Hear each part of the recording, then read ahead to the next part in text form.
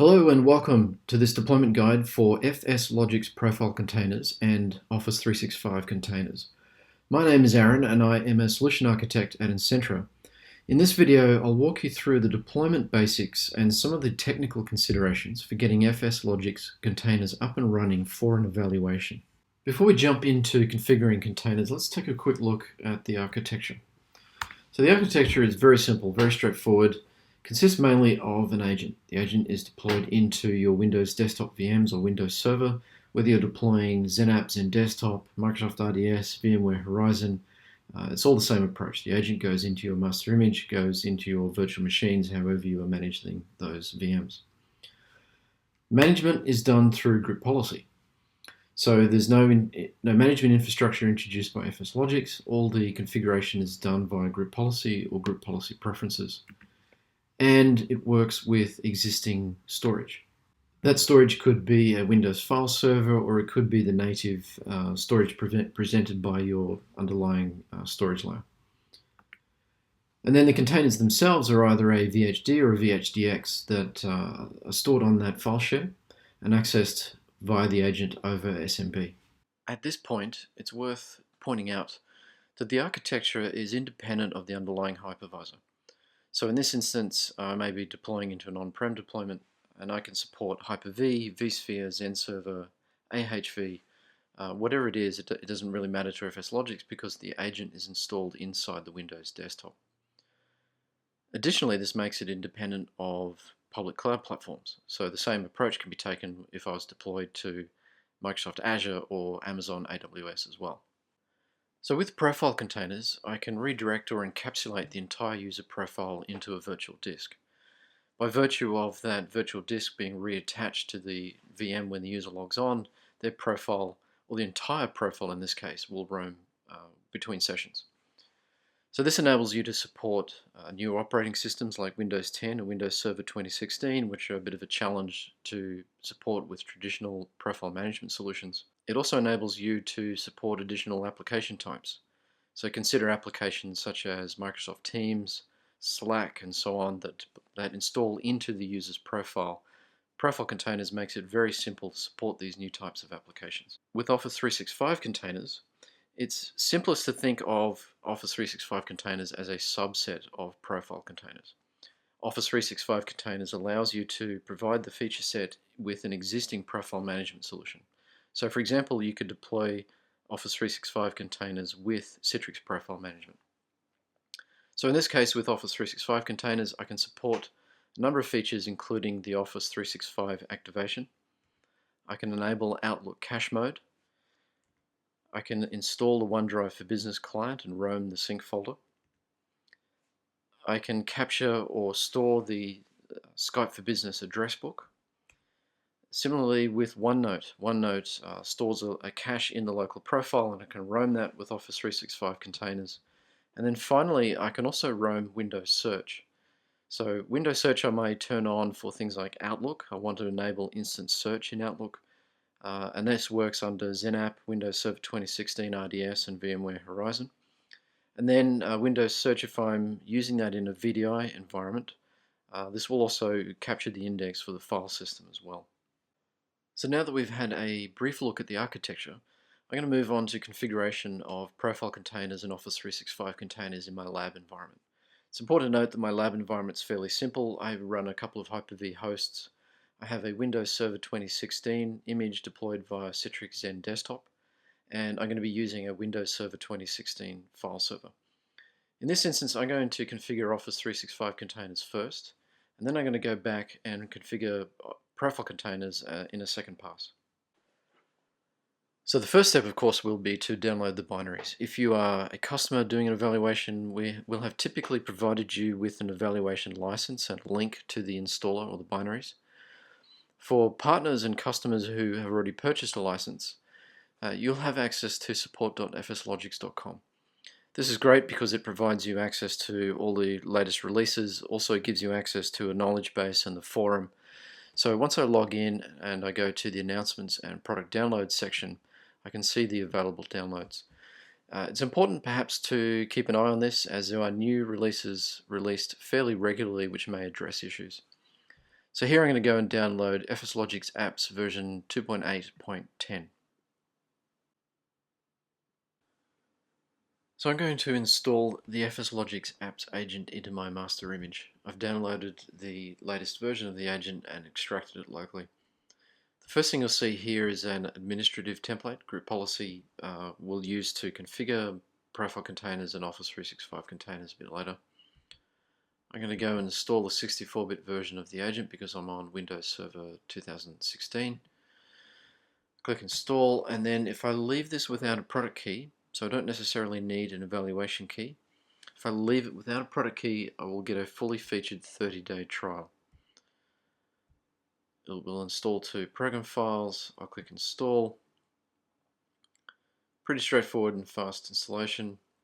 Click close and I'm done. Now this will typically require a reboot, but you would likely be doing that as part of your image update management anyway. One of the things to note with the agent is that it creates a few local groups. So there are Office 365 exclude list, include list, and the profile exclude list and the include list. What this does is this enables you to target profile containers and Office 365 containers to specific users or groups of users.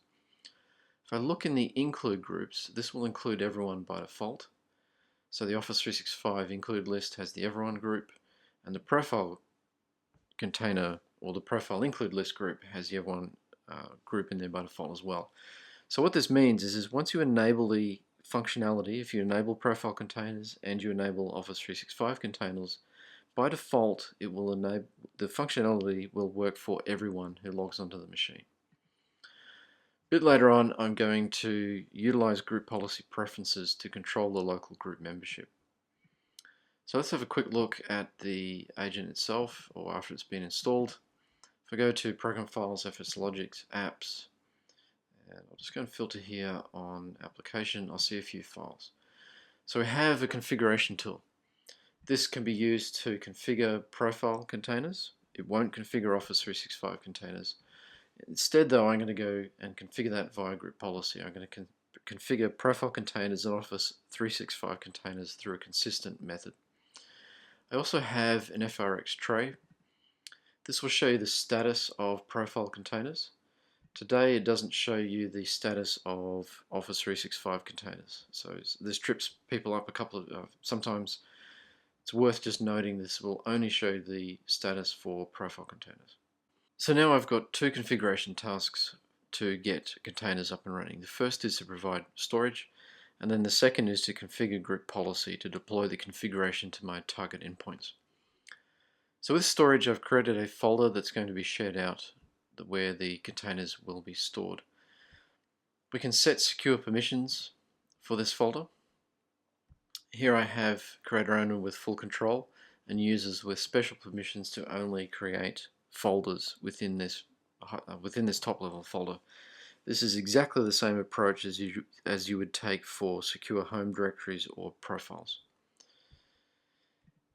If you are going to put this on Windows Server 2016 and your endpoints or your virtual machines are running Windows 10 or Windows Server 2016, I would highly recommend considering formatting the partition with REFS. This will provide better performance because REFS provides much better support for disk operations with virtual disks or VHDs, VHDXs. Is that that virtual container or that virtual disk will be instantly created, and if there's any point that virtual disk needs to expand, then that disk operation again is going to be faster. I've also taken those group policy templates and copied them over to my policy definitions folder on my domain controller. So now that when I go and create a group policy object, I can assign this and edit the FSLogix settings in it. First thing I've done here though is I've created a number of groups, or actually two groups, one for profile containers and one for Office 365 containers. So what I do with these domain groups is then I use this to target specific users for Office 365 containers or profile containers functionality. If I wanted to target this only for a specific subset of users, Or, as I showed you previously, those local groups, the include list groups, include everyone. So this includes administrators who log onto the machine. So what I'm going to do through group policy is remove the everyone group and replace that with these groups.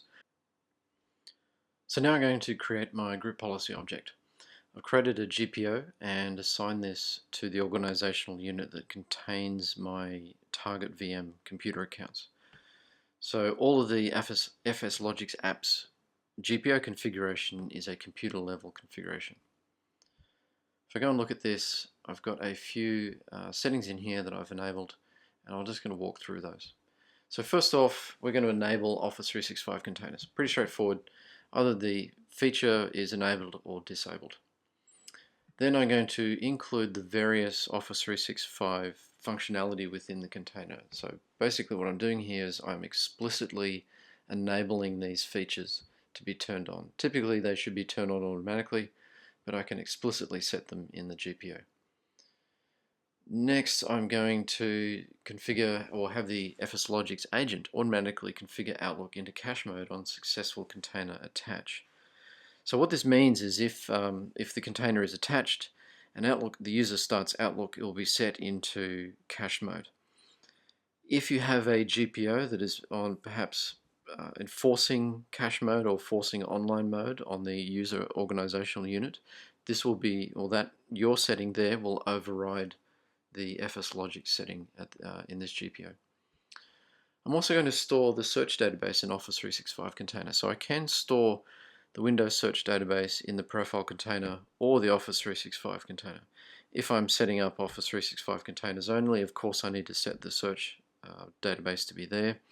If I'm configuring both profile containers and Office 365 containers, I would still highly recommend putting the Windows search database into the Office 365 container, just reducing the size of the profile container. I'm going to set a VHD location. I have a DFS namespace that I have configured to host my containers, my profile containers and Office 365 containers. And I'm going to set a virtual disk type.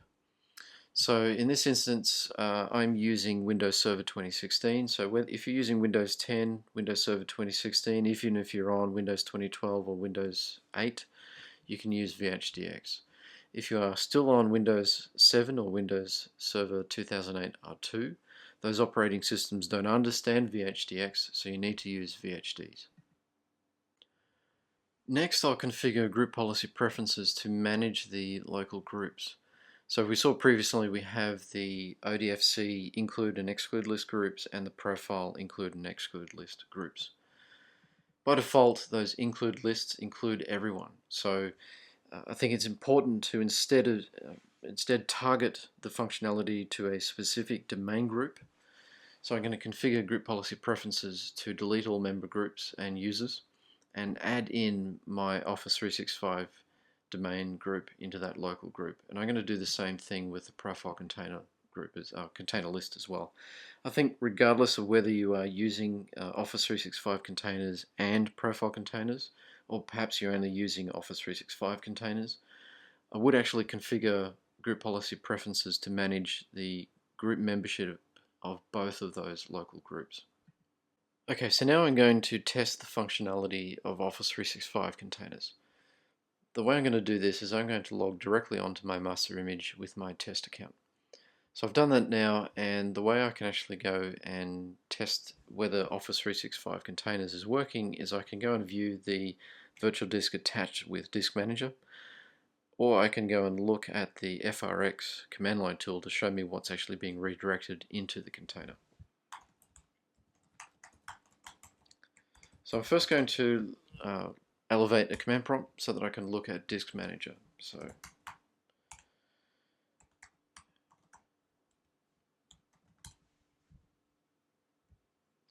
and here I can see the virtual disk attached to this virtual machine, and this is the virtual disk that is being redirected into my session.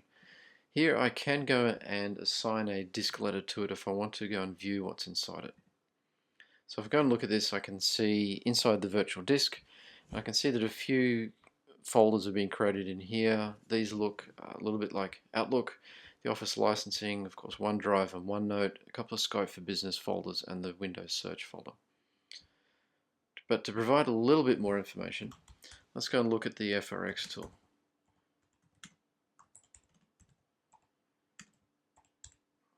So if I run FRX and list-redirects, I can see all the redirects that are occurring out of my user profile and into that virtual disk. So now that I have configured and tested Office 365 containers, I want to come back to the GPO and configure profile containers. So again, I'm going to go in here and enable setting. Pretty straightforward, and I'm going to set a VHD location. In this case, I'm setting the same DFS path. I could separate the two if I wanted to. I could put profile containers on different storage than I may do the Office 365 container. Additionally, I want to set the VHD type.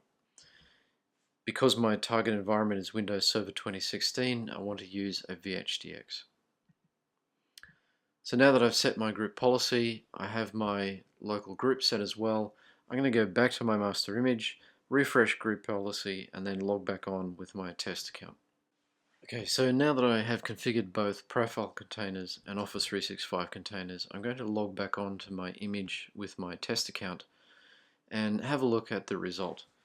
So here I can see now that in disk management I have both a virtual disk for the profile container as well as a virtual disk for the Office 365 container.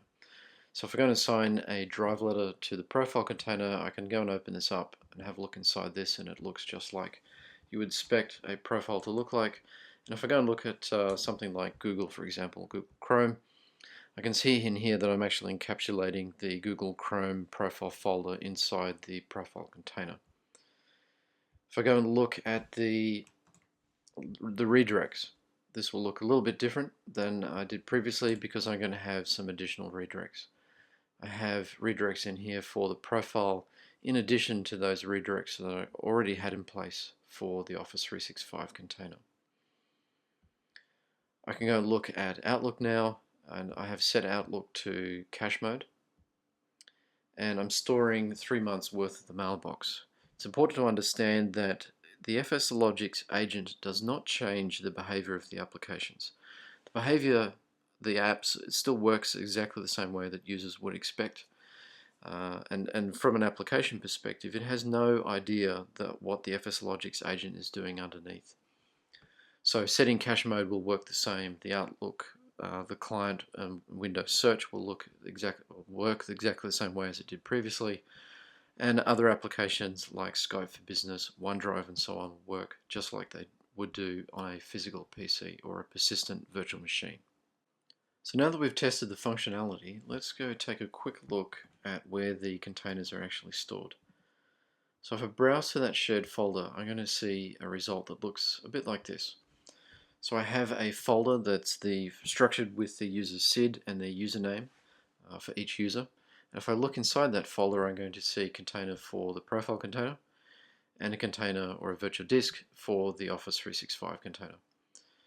Note that these will start at 30 meg and they will grow up to about 300 meg by default.